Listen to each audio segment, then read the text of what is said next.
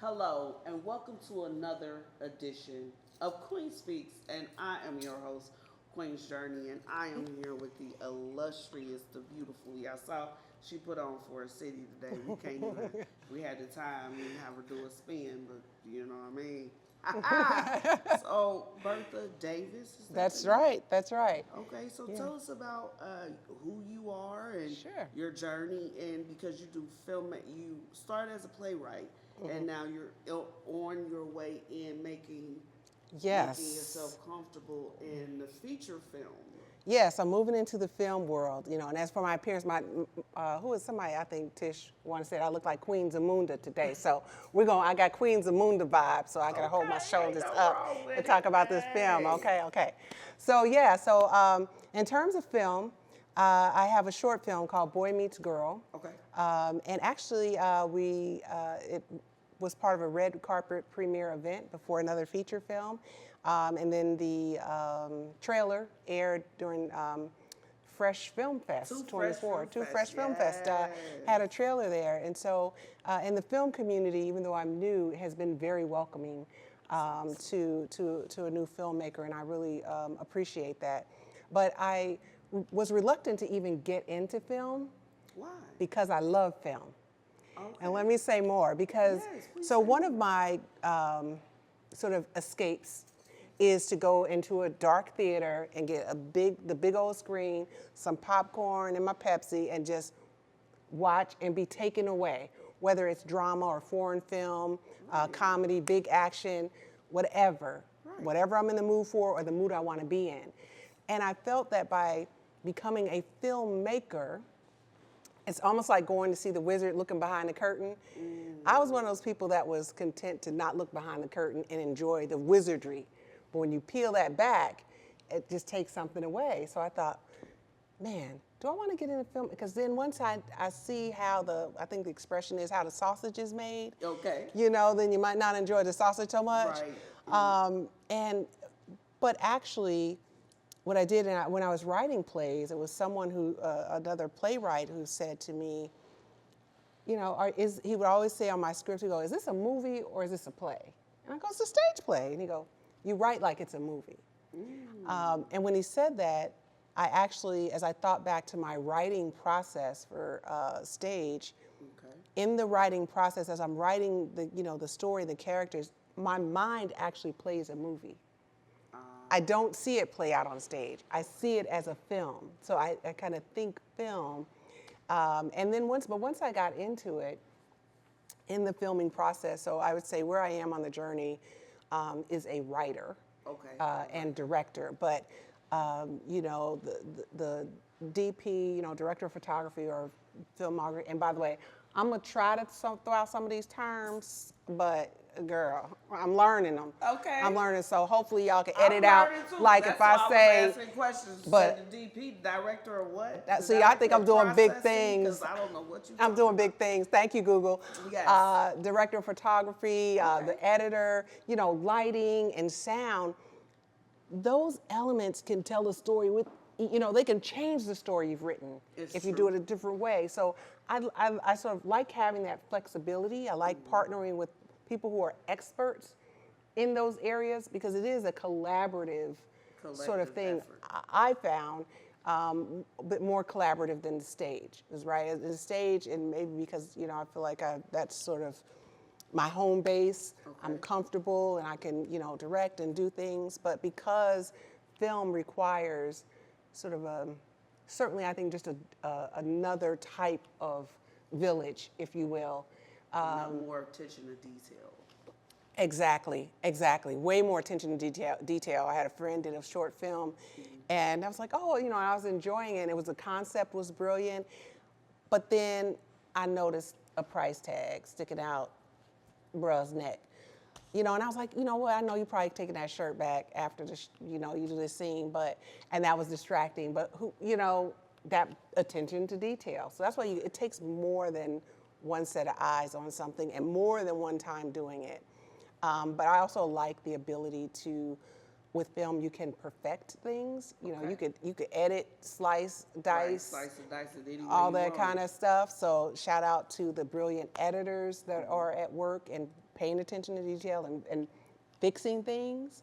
So I'm really sort of enjoying it, and it actually, I find myself looking at movies differently now, When you say differently, but no less enjoyable.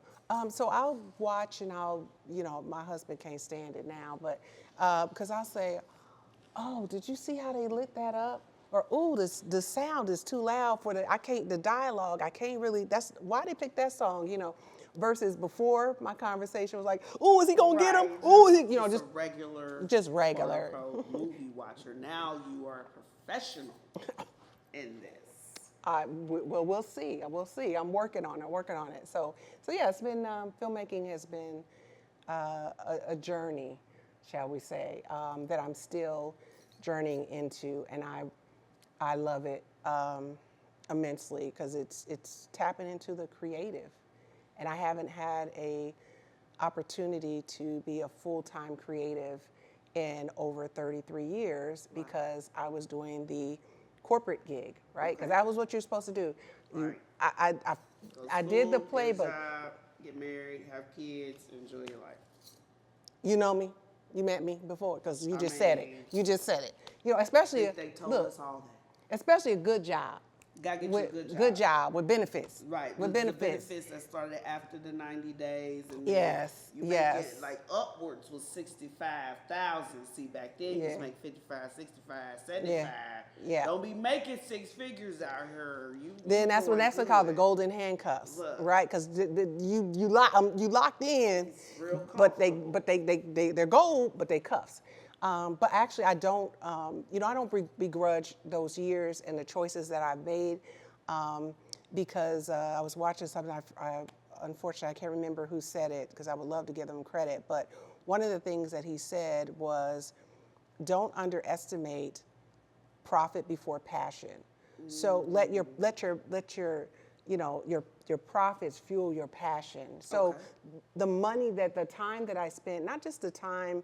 But I was learning project management.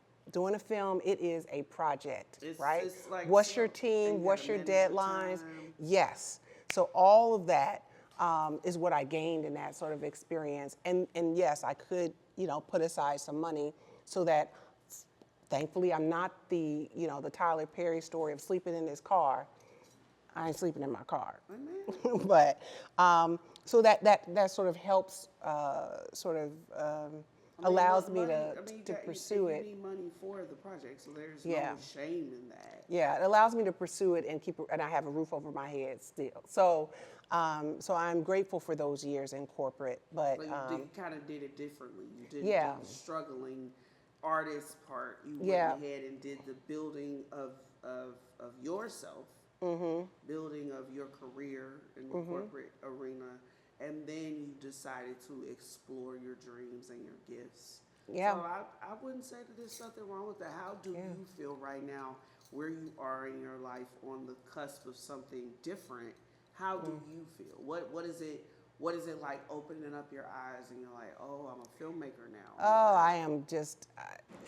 You're gonna make me cry because I am so blessed and happy to be able to be fully committed to this space that I thought those dreams were shot, buried, burnt, sayonara, gone, and they weren't in a God ordained, some may say chance conversation with. You'll be interviewing her shortly, Tisha Griffith.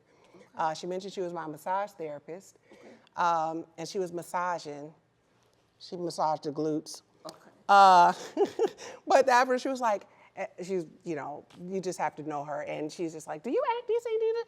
And I was like, not in years. I just no. But her enthusiasm and her asking me that question, that when I left, her salon, I went home and I was like, well, I do. And I reached back out to her. Yeah, I reached back out to her, and so I just kind of, I heard one of the other guests talk about, training, whether you go to school for filmmaking, but also an apprenticeship. Okay. And she had provided me that opportunity behind the scenes. I did everything from, helping casting to catering to set building, design to, in film and in theater. You name it, I was there learning and doing it. So I'm grateful to her for that. And that's what sort of made me be fearless to do it full time now. So, fearlessly living our dreams. This is Bertha Davis. She has told us such a great story of not allowing your dreams to die. I think that would be a great way to put it. And she's also teaching us to do it with such poise Thank you. and to be, grateful about where you started. Because just because it wasn't where you started in the film, it's not about where you start. It's about how you begin. Yeah, it's about starting. It's not where, just start. start.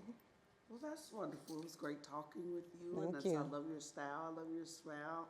This has Thank been you. another episode of Queen Speaks. I am your host, Queen Journee, and we'll catch you all next time. Peace.